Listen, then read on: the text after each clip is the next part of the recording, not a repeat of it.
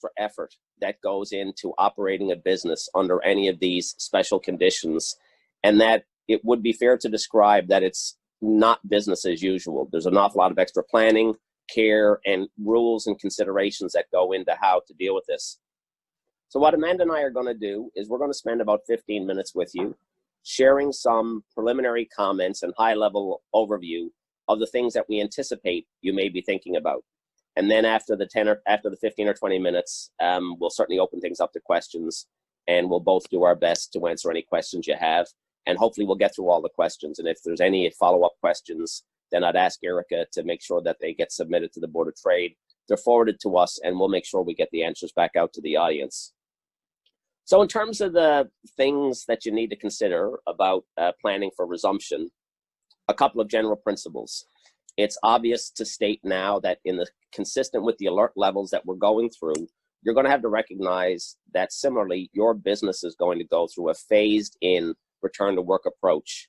And in doing that phased-in approach, it will help you test and adjust the planning that you are doing. But it's not a one-size-fits-all. It's not a cookie-cutter approach, and we recommend that you definitely focus on your business. There's learnings that we get from one another, but at the end of the day, your particular setup, your particular industry, sector, whether you're dealing with health or you're dealing with retail or you're dealing with manufacturing, your considerations are different, and so you really need a customized approach. It's not going to be a seamless experience. The businesses that have worked through the pandemic have really struggled at times to maintain operations and to face the challenges that they're presented with. So you have to be prepared and resourced to be able to deal with the challenges that will be presented during your return to work, ramping up, if you will. There will be disruptions. You will be presented with challenges. And I think you also have to include in your plan the possibility that we will go back down to the alert levels to alert level 5, which is the most restricted conditions. And government has already started speaking publicly about preparing for another surge. So we have to anticipate that we're in this for the medium to the long term, and so that your planning should take into consideration that time horizon. You also need to take into consideration your things that drive your business. Is it customers? Is it clients? Is it patients?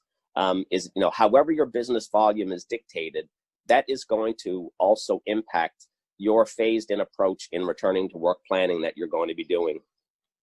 Two of the other things that we've been learning through this process is that good communication or excellent communication is going to be critical. So through everything that you do, you always have to have the lens of employee and customer communication. So please keep a very strong focus on communication. And lastly, please ensure that you rely upon trusted information. There are trusted information sources that are available to you, whether it's your legal advisors, whether it's the government of Newfoundland and Labrador COVID site. Do not rely upon media outlets, generally speaking. They report on information, but we recommend that you go to the source when looking for the guidelines that will provide to you. And I can encourage everybody on the website to continue to mine through the website that is established by the government of Newfoundland and Labrador. It contains an awful lot of excellent information with an awful lot of really good guidelines that speak specifically to businesses as to how they will deal with doing the workplace assessments and the kinds of things about having people and customers in and around your properties. When it comes to guidelines for decision-making, recommend that you generally be consultative in your approach. Taking a very firm, narrow, strict view of how things will be managed is generally going to be unhelpful to you in a successful return to work plan.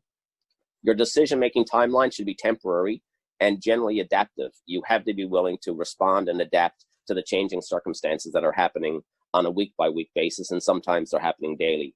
And as an overall theme, for any of you who have attended any of our other webinars, you'll know that we've been continuing to advocate for leniency. Leniency, open-mindedness is really some of the things that are helping reduce some of the stress. With the pandemic today, and as we continue to evolve through it, there's an awful lot of stress out there in the system. And there's a lot of pressure from a number of different sources. So generally, take a view to leniency in some of the decision-making that you have to apply. And lastly, it's really critical that you always be compliant. In this particular environment, we not only have our regular occupational health and safety standards and other workplace rules that we have in your policies, in employment standards legislation, workers' compensation legislation, but it is critical that you strictly adhere to all public health orders and the health emergency orders that are being released by the province or being released federally for federally regulated undertakings. So please keep up to date on all of those developments as they occur to ensure that your practices and your policies are consistent with those directives. With that preliminary remarks, I'm going to turn it over to Amanda now, who's going to speak about some employment issues. Hey, good morning, everyone. So the one thing that all of your businesses do have in common is it has employees. And so a good place to start when you are preparing your return to work plans is to determine your workforce requirements on a go-forward basis. And whether that's in the short term or the long term, you have to decide whether you may need to make any adjustments. So right now, some employers may know, whether it's because they're under continued restrictions by the government, or if it's such that the economy is not going to allow your business to be what it was before, that you may need to make permanent workforce reductions. So you don't have an obligation to hire all the former employees that you had. And if you know now that you're not going to be hiring back some of your employees, you need to take steps to make those layoffs permanent and affect the terminations. So you need to take steps to legally end the employment relationship. You need to determine if you have any statutory, contractual, or common law obligations. And if there's any monies owing, such as if they have vacation pay or overtime accrued, you would need to pay that out upon termination. And if monies are paid out, you need to amend your ROE to state that the relationship has been terminated. When you are making permanent workforce reductions, you have to be cautious of employees who availed of the newly enacted communicable disease emergency leave. Those people who qualified for that leave have a sense of job security, and it's not to say that you cannot terminate them for legitimate business reasons, but it's certainly an area where you would want to be cautious in that it could become the basis of a statutory complaint, and that so when you're making permanent workforce reductions, we certainly do recommend you seeking advice to determine your risk and liability when you're making those decisions. On the other hand, you may have employees who you might not be able to return in the interim, but you may wish to maintain on a temporary layoff in order to hire them back at a later date. With these employees, I'll reiterate Denis's comments where communication is key. You really have to manage the expectations of the employees who you're going to maintain on layoff, because there is no guarantee that they would be recalled to work, and you wouldn't want there to be a promise out there that, or an expectation that they are going to be recalled, because you may have to make further decisions down the road that they won't be recalled. So the risk of constructive dismissal with employees on layoff remains. And so it is very important to communicate with those employees and to manage their expectations. The other thing that you need to be aware of with respect to maintaining employees on temporary layoff is that in Newfoundland in particular, we have a statutory provision in the Labor Standards Act where there's a deemed termination after 13 weeks. So we haven't reached that threshold yet.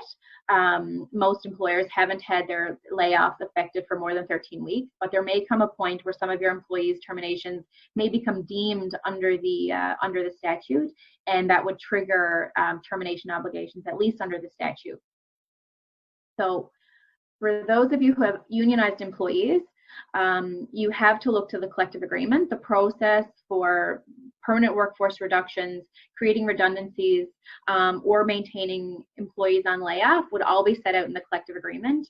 And if you're unclear about your rights or obligations under your particular agreement, or if there are any exceptions in circumstances such as these that may be contained in your agreement, you should have someone review the agreement prior to making any decisions.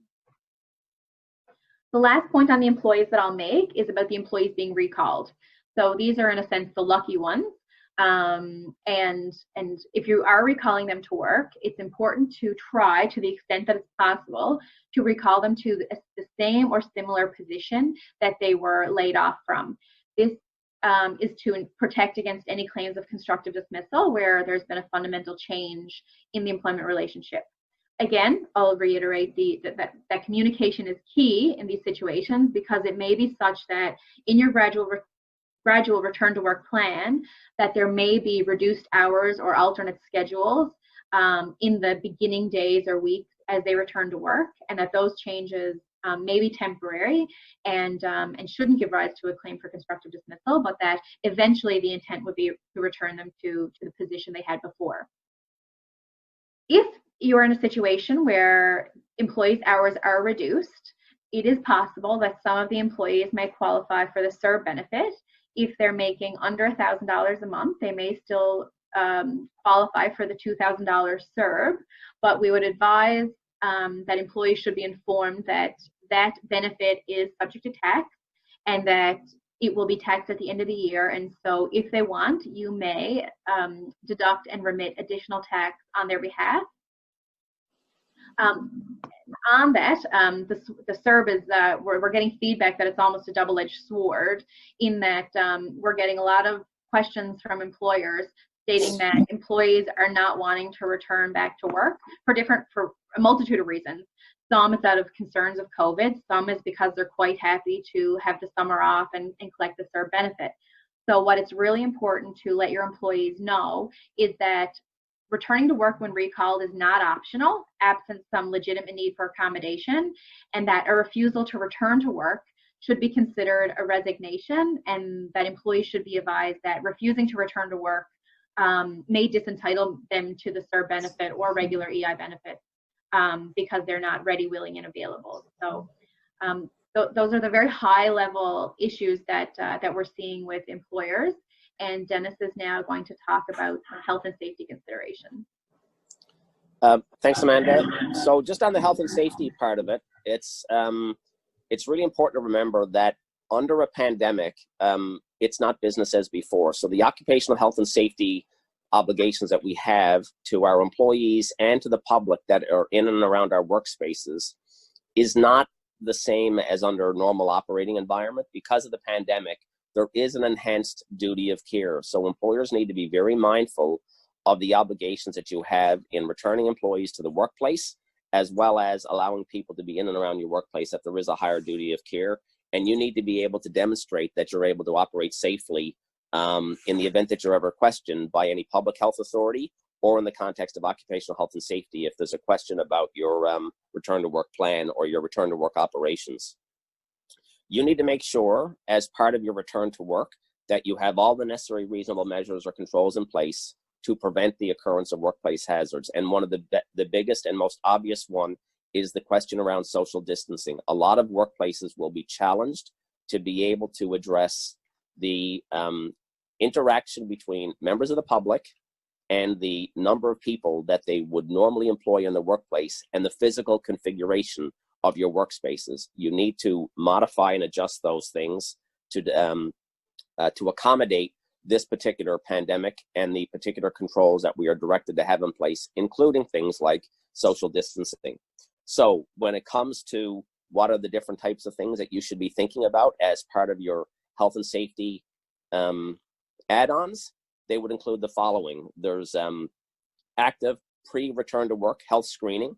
It's not the type of thing we typically do in workplaces, but it's one that would be legitimate to ensure that you have the appropriate communication standards and protocols for employees to be self-monitoring and completing self-screening checklists before they're allowed to return to work. Phasing in employees' return to work, we've already talked about. Physical distancing, layouts, work schedules, there's any number of different accommodations. By way of example, in my office building, although as a law firm, we're permitted to reopen as of yesterday, our firm has still not began the return to work plan yet. And one of the considerations there is the issue around physical layout, the number of people to be accommodated inside of the building, including things like access to elevators, access to stairwells, and the movement of people in and around the offices. So these are the kinds of things that you need to plan for before you have people re-entering your workspaces. Make sure you have programs for continued additional cleaning and sanitization. Provision of PPE. Being able to source, supply, and maintain security of supply for PPE required for the pandemic will be critical. It would be a major disruption to your return to work plan to have people coming back to work only to find out that you do not have secured a sufficient number of PPE to ensure that the people who require it can work safely in your workplaces. Temperature screening is becoming more prevalent. Employers are permitted to do it in the context of the pandemic as a general principle. However, it's not the kind of thing that we've been using during normal business operations, but it is something that would generally be seen as a proper measure to manage the risk of persons entering workplaces to make sure that there's compliance. Not every employer will be doing temperature screening. However, some workplaces are doing it, and it is permissible, although there's a cost and there's a protocol impediment to implementing that process. Revising your policies, making sure that any of these changes in the workplace, employees are oriented and properly trained to the new standards before they're actually out and about working in the workplace. So it's almost a reset in terms of your orientation and training to make sure that employees are properly educated on how the new rules of engagement are working when they're back in and around the workplace. And as we've been mentioning, communication is going to be paramount. Lastly, with respect to work refusals in the context of occupational health and safety, the general principle should be, as Amanda said, is that if your workplace is operationally ready, you're compliant with all of the rules that we've been talking about, then employees need to be confident that the workplace is safe and they are expected to return to work. There are many workplaces that have been working in a higher alert level and a higher risk category, but have been able to manage these issues. And so there will be a significant amount of coaching and discussions with employees to persuade them about their obligation to return to work. But at the end of the day, if there's an unreasonable refusal to perform safe work, that could result in discipline. So you'd apply some of your normal principles of coaching, communication, and escalating progressive discipline, but again, recognize that with the pandemic, the principle of leniency should apply. Employees do have a right to refuse unsafe work, but again, use the right to refuse protocols under occupational health and safety legislation. But make sure first that you understand the nature of the employee's refusal, because it is their responsibility to explain the rationale. It may not trigger a right to refuse unsafe work. It may be because they have childcare issues, or it may be because they have a medical issue that needs to be assessed. But make sure you first give the employee a full opportunity to articulate what is the basis upon which they are refusing or they're expressing their unwillingness to return to work, and then deal with it on that particular basis. And then finally, with respect to people who want to continue to work remotely, as a matter of general principle, employees don't have an automatic right to work remotely. And so therefore, absent duty to accommodate or other provisions like childcare or people on emergency leave who otherwise could work remotely but can't come back to the workplace, employees don't have an automatic right to work remotely from home, and the employer can reasonably expect and direct employees to come back to work unless one of the exceptions apply. So I'll leave it there, and Amanda, I'll just turn it back to you to see if you have any final comments before we open it up for questions. Yeah, so the last comments that we had noted was kind of like a lessons learned from the pandemic. Obviously, all of us have realized that unexpected things happen, unprecedented things happen, and that, you know, our businesses may not have been prepared, our contracts may not have reflected the reality, or our employment policies may not have reflected our new reality or our new normal. So going forward, Denis alluded to the fact that you need to revise your policies. That's one area where we've seen that our policies are now deficient based on the new normal. And so, you know, whether it's your vacation policy, your return to work protocol, your reporting for work policies, those are things that need to be revised, whether that's in a separate policy, a COVID return to work protocol policy, or in each individual policy that you have. They need to be revised to accommodate or to account for our new normal. And as well, the other lesson that we've learned through this experience is that in dealing with clients, we've realized that employment contracts are severely underutilized. So employers can reduce their liability and have a clear direction on how to proceed in these situations in the future if they have clear, written and clearly communicated employment contracts. So for going forward for new hires, you may want to have your employment contracts reviewed or drafted and implemented to ensure that they reflect the fact that we may be in a position where you are going to have to do additional temporary layoffs, and this is a way that you can reduce your liability in the future. So just those are a couple of points, a couple of lessons learned on a go-forward basis that you should be considering as a way to deal with future waves or you know, God forbid, a second pandemic in our lifetime. So that's it, I think, unless Dennis has any other comments there. And then we were hoping to keep it short and then leave a lot of time for questions.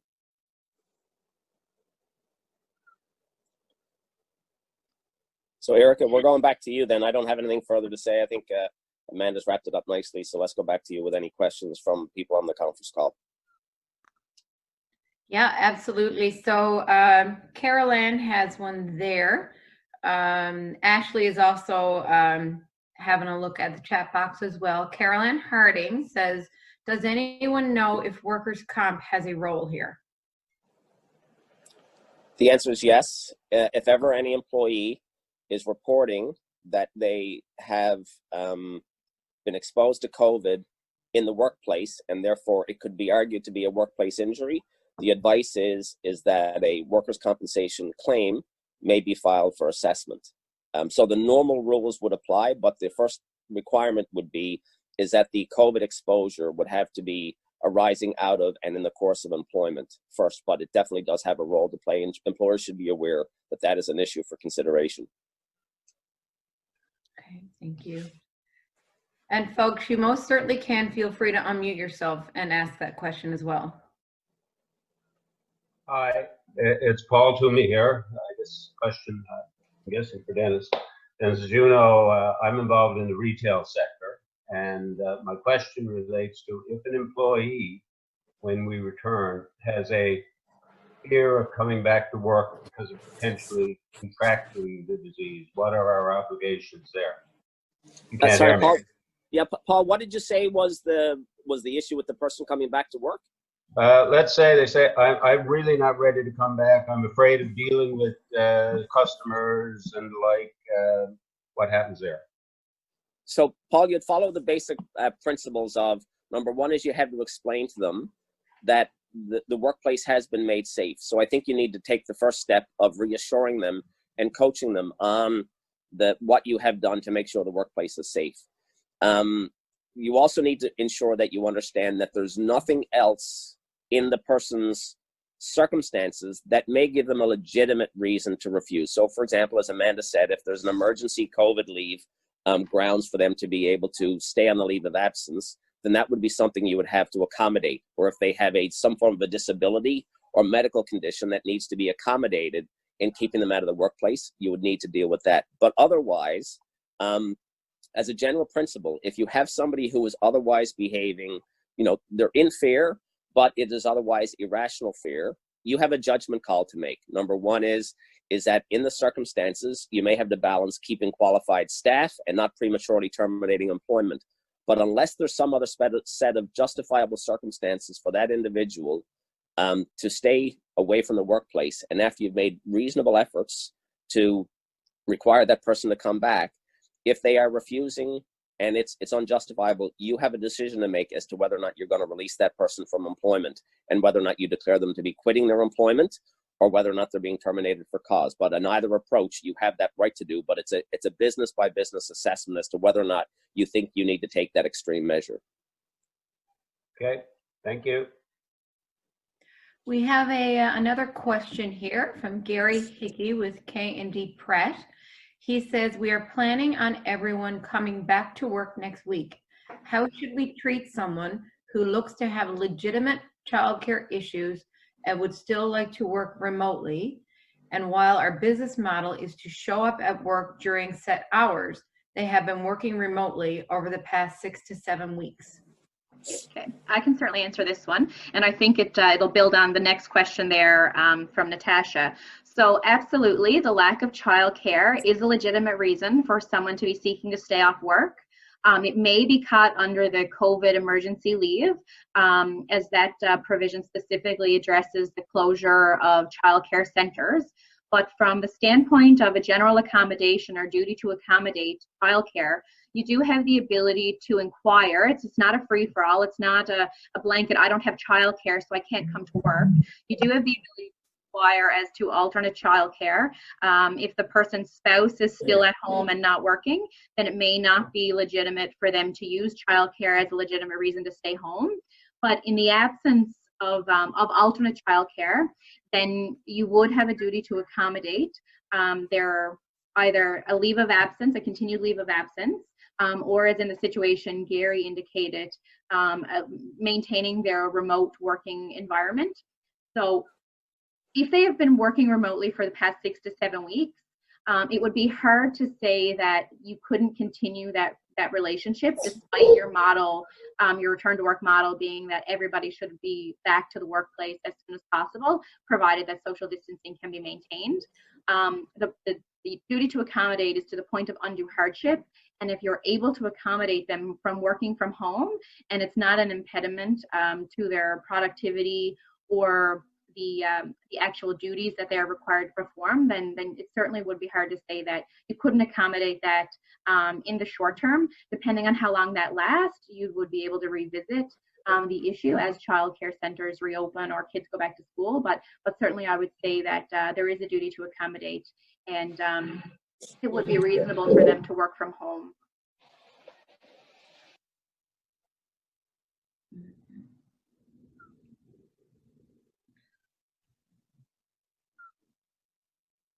Any other questions for the chat box or online? Everyone's quiet this morning. I noticed a few chat boxes out there. Kim Hewlett asks, can the social distancing recommendation of 6 feet be lessened if people are wearing masks? Yes, and it depends on the type of mask that's being used. But the short answer is that social distancing can be lessened if the appropriate masks are being approved as part of your safety plan. But that is permissible, but the required PPE would be needed in those circumstances.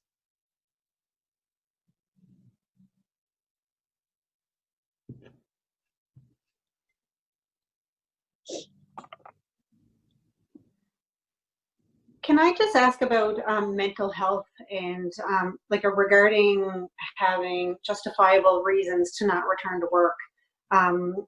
Mental health is going to be one that's brought up a lot, I feel. So what would an employer need as proof that there's mental health concerns? Is there any specifics that they would need to know from a doctor like you would for a medical reason that wasn't, known before? What would that look like? Okay, I can start that one. I'll let Denis jump in if he has anything additional to add. But if someone has a mental health condition that's become apparent now, whether it's caused by, the COVID pandemic, or if it was an underlying issue before, the duty to accommodate may be triggered. But it would have to be a condition that is protected by, it's an established disability under the Human Rights Act, whereby your duty to accommodate would be triggered.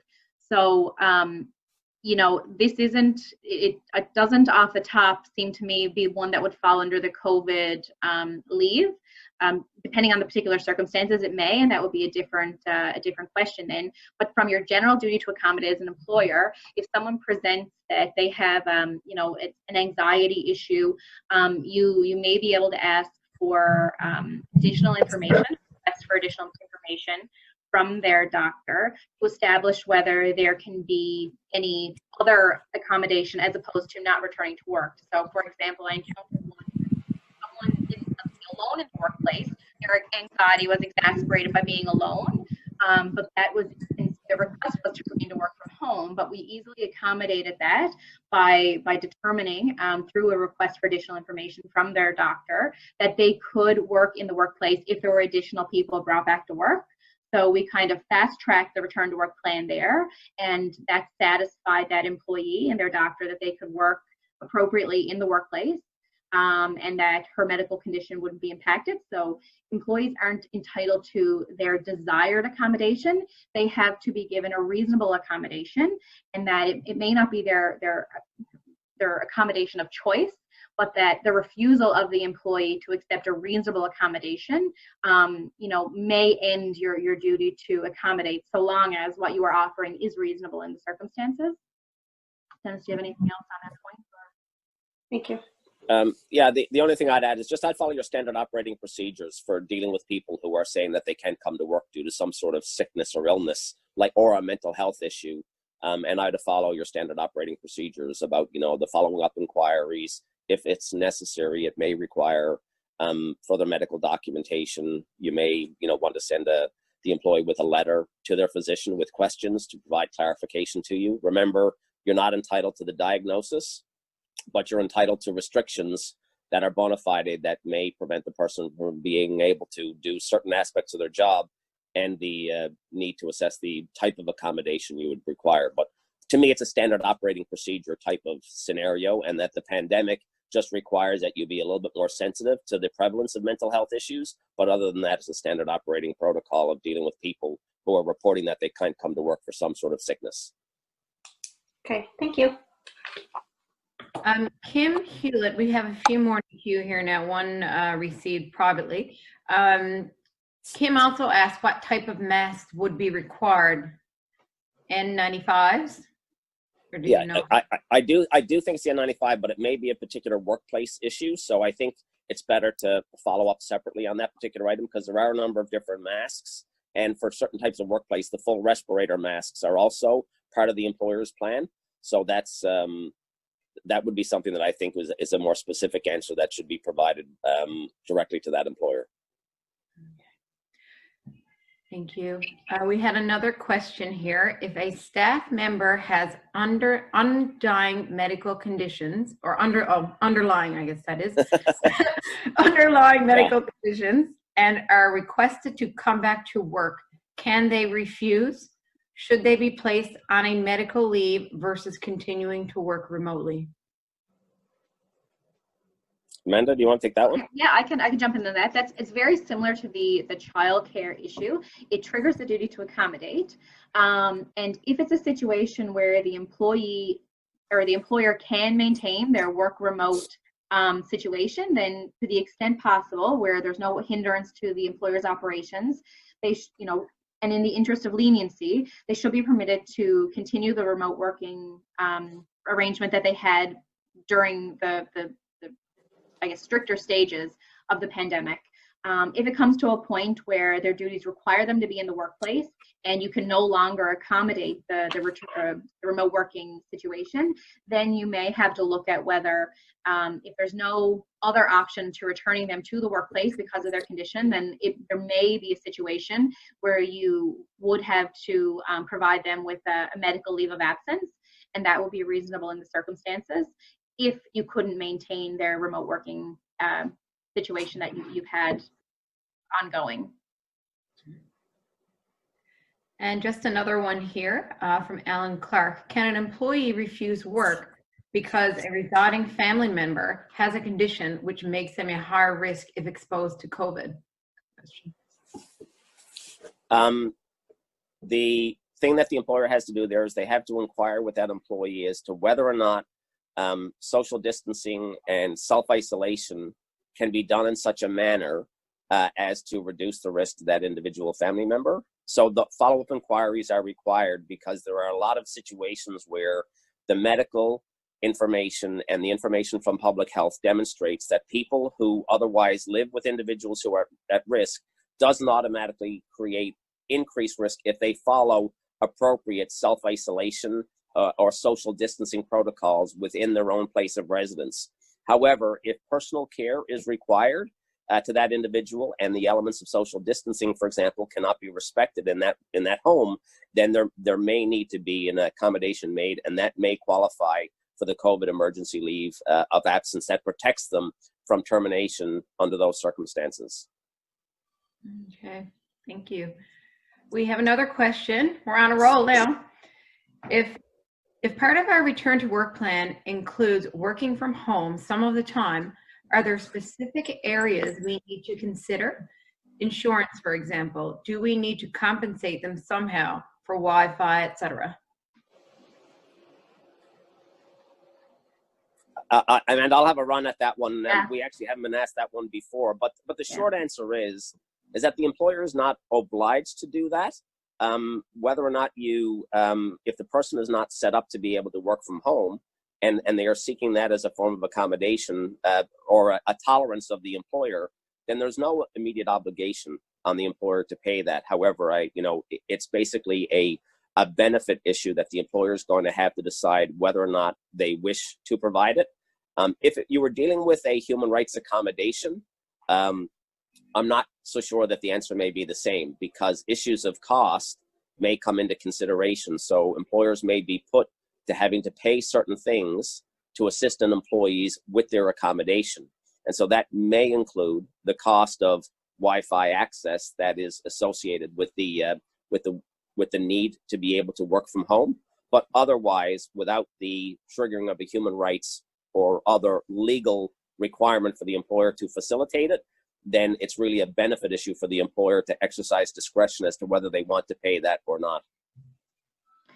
There was just a first part of the question that was asked there about whether the employer is required to have any additional insurance to have people work from home. So again, this is not something that has been raised frequently yet, but I would say that whether from a workplace injury perspective, if it's arising in the course of their employment, if someone was to be injured at home, then it could still fall under the workplace injury. So you're basically, by allowing people to work remotely, you are expanding the workplace to their homes, where it's obviously a lot harder for you to control the environment that they're in. So there may be things there that you would have to address, and you might want to look to see if the particular coverage that you have would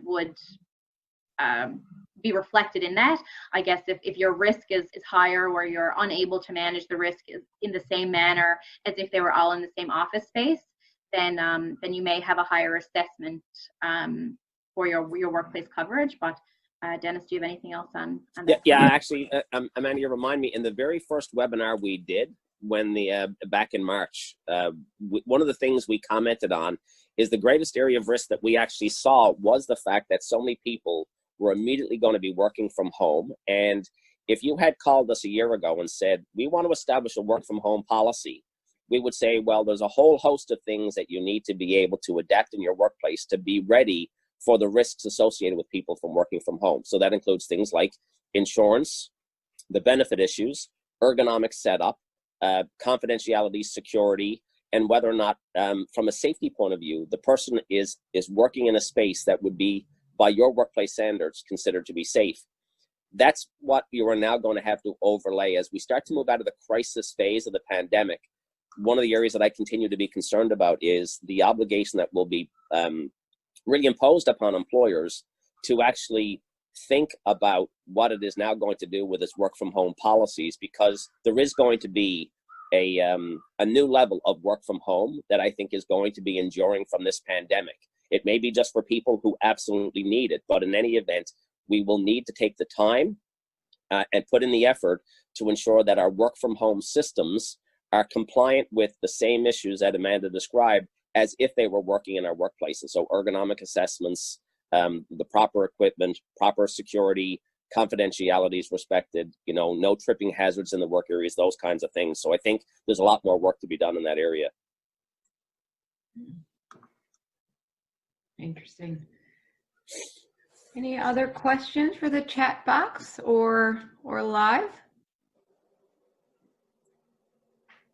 Yeah, I have a question here. So I'm in commercial real estate, and right now we're really encouraging tenants to reach out to their landlords to try to get on the same page in terms of coming back to work. So I was wondering if you could kind of speak to how things like, the health and safety, health screening, social distancing, and stuff like that would apply to common areas, elevators, stuff like that. So what would be the obligation of a landlord versus a tenant in those kind of situations? I addressed this last week with a commercial building owner, and so to the extent that they have employees employed, whether it be their security personnel or their cleaners, if they're actually employees, they have the same occupational health and safety considerations that an employer has. and those would need to be followed. So those are things we've already discussed. Separate and apart from that, a building owner, with respect to their duty to the public or their tenants, I mean, there may be contractual obligations with the tenants, so it may be set out in their contract as to who has the obligation for providing cleaning services, or who provides the common areas, the public restrooms, who's responsible for those maintenance. And so you would have to look to the specific contracts. But from their general duty to the public, which would include the people coming and going from their tenants' office spaces, they just have a general duty. So they have to, a duty of care, which Denis has indicated that the duty of care in a pandemic situation would be heightened. So, they would have to do what is reasonable in the circumstances. So, we wouldn't suggest that putting a sign on the door saying enter at your own risk is a reasonable exercise of your duty of care. But certainly, placing notices on the elevator about maximum occupancies in order to maintain social distancing would be something that would be within the under the purview of the building owner. Enhanced cleaning of the common areas, perhaps closing if there's a gym facility or common meeting rooms which tenants can rent out. They may want to be closed temporarily. You may need to do increased sanitation of common touch points, such as the rails in the stairways or the elevator buttons. So they certainly do have obligations. They're not necessarily occupational health and safety obligations, but also if they are if they have ventilation systems, they may want to increase ventilation, not recycle as much air throughout the building, because if you equate it to like a slip and fall situation, it would be the same claim and negligence if there was an outbreak within the building caused by something that the landlord failed to do. But it would obviously, could be on a much larger scale if multiple people became sick because of a failure of the landlord to ensure that their ventilation systems, filters were cleaned and working optimally. So there are definitely considerations that landlords need to take into account.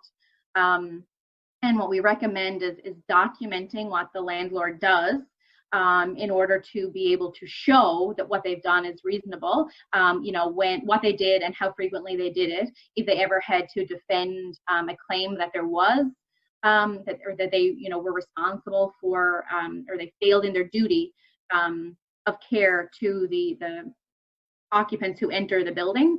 And as with respect to the individual tenants with the relationship, each of them should reach out as part of their return to work plans to see what the commercial building owner's plan is, what they are going to do.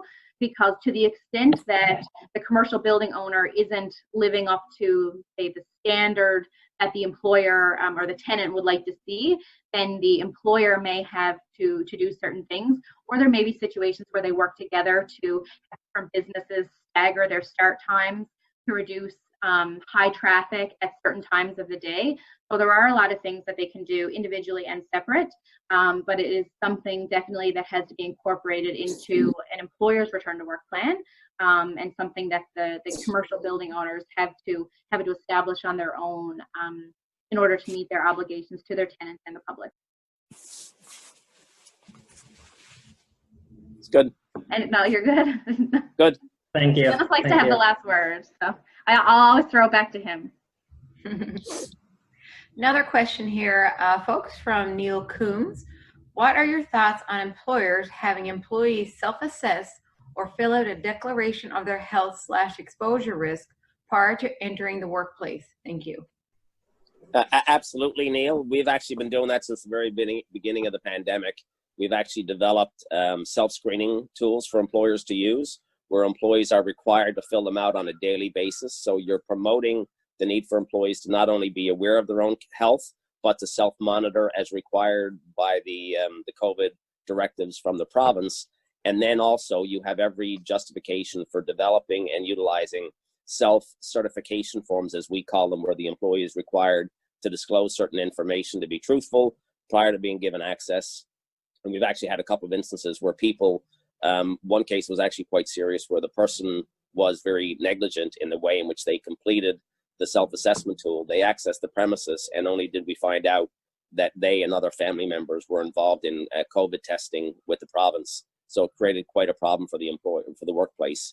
And if I'm not mistaken, that case may have actually led to discipline of that particular employee because it was quite serious. And I think there's probably other issues with the employee as well. But I know that's a long way of saying, yes, you can do it. We have sample forms that can be provided, and you're entitled to do it.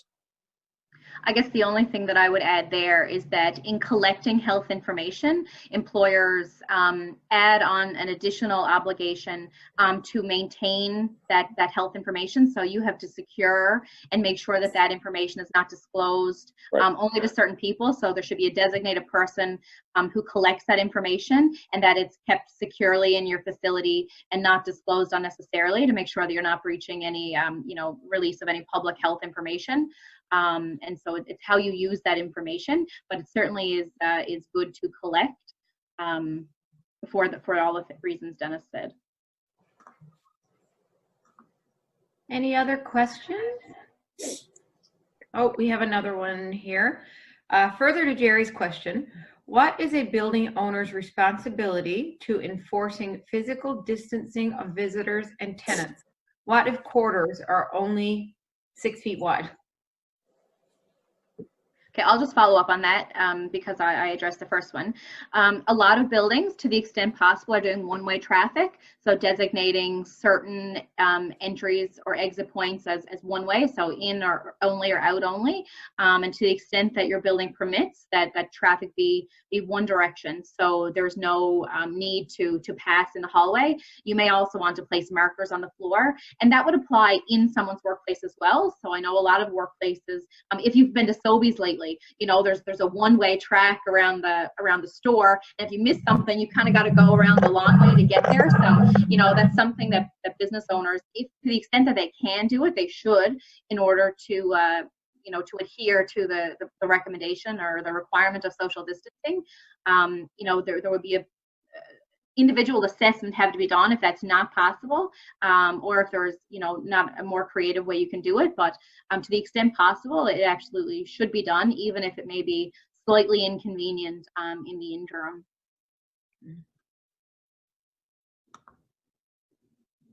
Anyone else with some questions? As I mentioned, either live or in the chat box. And I did write a little note in there. Feel free to send a private message if you didn't want to put it in the public chat box. You absolutely can do that. If you do think of anything after the fact, as Dennis alluded to at the beginning of this session today, please feel free to email myself or Ashley, my counterpart, who's here taking care of everything on the technical side. I will put our email addresses in the chat box before we leave today. And again, I mean, yeah, anything that you need. Kara, one more question. Here we go. Are there any specific suggestions for physical office space changes to help with physical distancing or disinfecting, etc.? Amanda, do you want to take that one, because I missed part of the question? Okay, so I mean, I think this is a situation where it really depends on your individual workspace. So, if you are an office space who has an open space, it's all cubicles, your situation is going to be very different than if you have individually contained offices, or if you are, a retail space where people are intermingling all the time. So what you have to do in your work space for physical distancing is certainly an individual risk assessment, depending on your workplace and the number of people that you have in your workplace, as well as whether you have people from outside, whether it be customers, clients, or patients coming into your workspace, how you need to manage that. With respect to disinfecting, I mean, it's a little bit more general in that, everyone is going to need increased sanitation measures. But again, depending on your individual type workplace, how often that has to be done may depend on how many different people access a particular space, or the nature of your business as to whether, if it is possible to close down certain areas. It may be that, people have to eat at their desk as opposed to eating in a common area, to reduce the need to disinfect that space continually. So it really does depend on your individual workspace, and you need to conduct an individual assessment based on your needs. Yeah, signs, arrows, people movement, all has to be worked out in each individual workplace. I think, for example, in our building, as I mentioned before, with the number of people that we actually have working on the 2 floors of our particular offices, we have to configure people movement so that everybody understands that traffic is generally moving in one direction. You can't have people promoting interaction where it shouldn't happen. Access to the elevators and the stairwells all has to be thought out, and as Amanda said, in conjunction with the landlord, because they are common spaces that we don't control. So all of that extra planning has to go into place, and it has to be ready. So when people come in, they know the rules before they show up so that everybody is oriented to them. And then they have to follow the people movement plan that you develop for your workplace. But out here in the great outdoors, where I'm filming wilderness and wildlife episodes all the time during the pandemic, I don't have to worry about social distancing. Is it cold out there, Dennis? Oh no, it's very comfortable, Amanda. I'm very comfortable. I got my my special gloves on too. Taking social distancing to a new extreme. Does anybody have any other questions for either Amanda or Dennis? We're approaching our hour. So I just pushed mine, as well as my counterpart, as I mentioned, Ashley's email addresses in the chat box there. You can also find them on our website at www.stjohnsbot.ca. On behalf of everybody here, as well as the St. John's Board of Trade, I would like to thank Dennis and Amanda for this very informative presentation today. I certainly learned a lot, as I'm sure others did as well. Do you have any other closing remarks, Amanda or Dennis? No, Dennis, just to thank everybody for word. attending. Yeah, no, just to thank everybody for attending. Look, we think that it's important to continue to push out information, to support one another, and any of these group conversations in sharing information and people's experiences is great. So for anybody else that, needs more of this, reach out to the Board of Trade, reach out to NOIA, reach out to us, because these complimentary seminars can be provided as often as there is demand for them.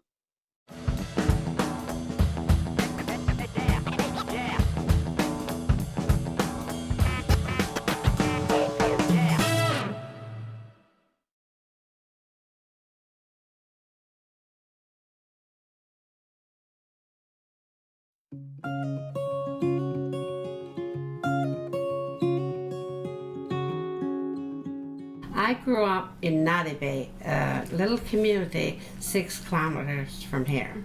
I grew up here. In St. Lenaire. We met in 65 and we got married in April of 66. First when we got married, we were married 2 years before electricity came here. Oh, we didn't have no fridges or anything then to put things in. We always bottled our jam, and we always put pear wax on top to keep it from spoiling. That would keep it from going bad on top. And that's how we did the bottling of that then, until electricity came through. Both of us worked on a fish plant. First when we got married, we used to fish, right? Money wasn't very plentiful. We was only getting small pay at our work. See, back there you lived off the land. That's all we lived off, and you didn't have any money because you didn't need it. See, there was no light bills, no phone bills, no cars. So you didn't need money.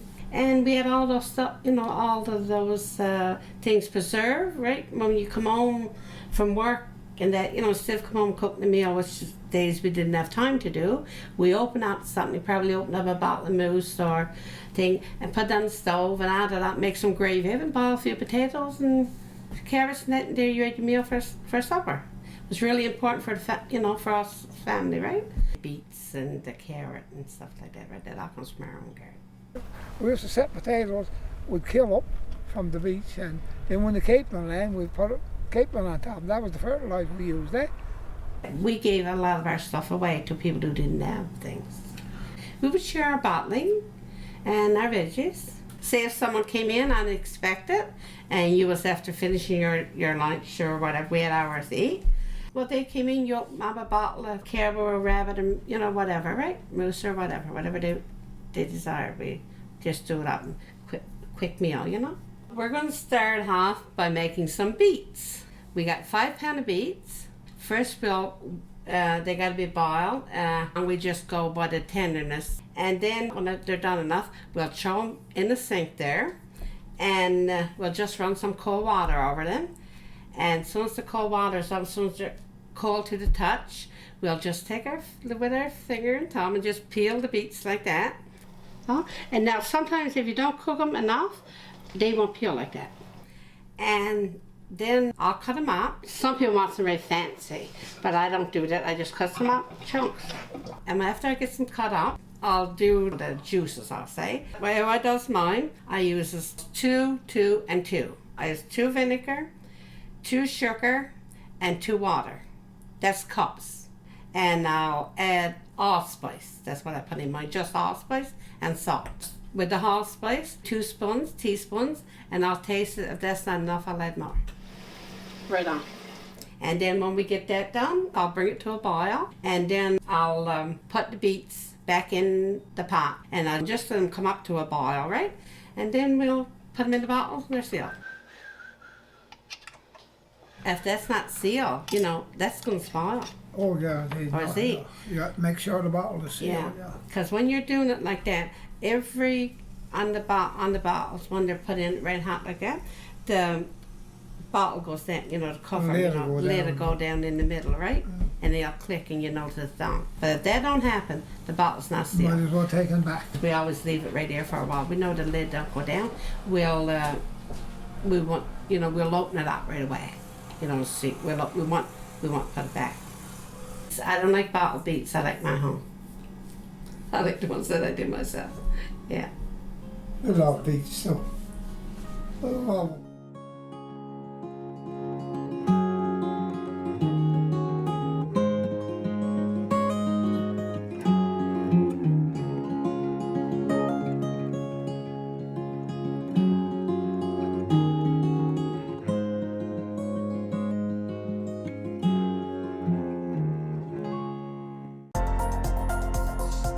The following program is brought to you by Rogers Anyplace TV. Enjoy exclusive content for free. Visit RogersAnyplaceTV.com. Call the Rogers TV viewer response line, email us, or connect with us on social media.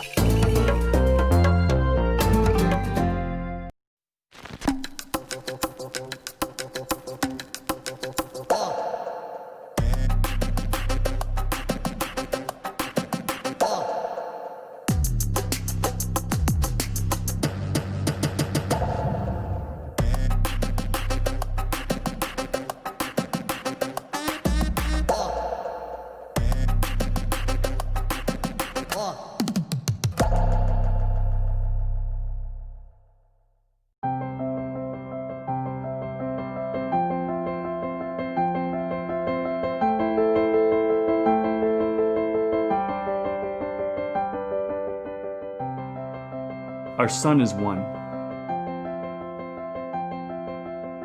My father was one. I am one. Are you one?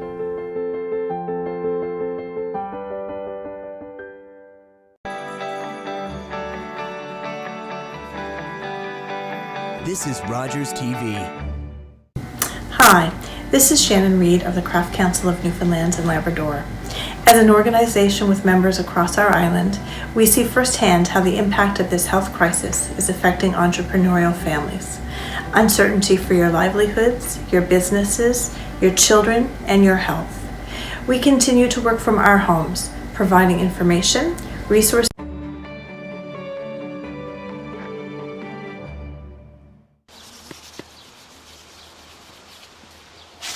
Hey,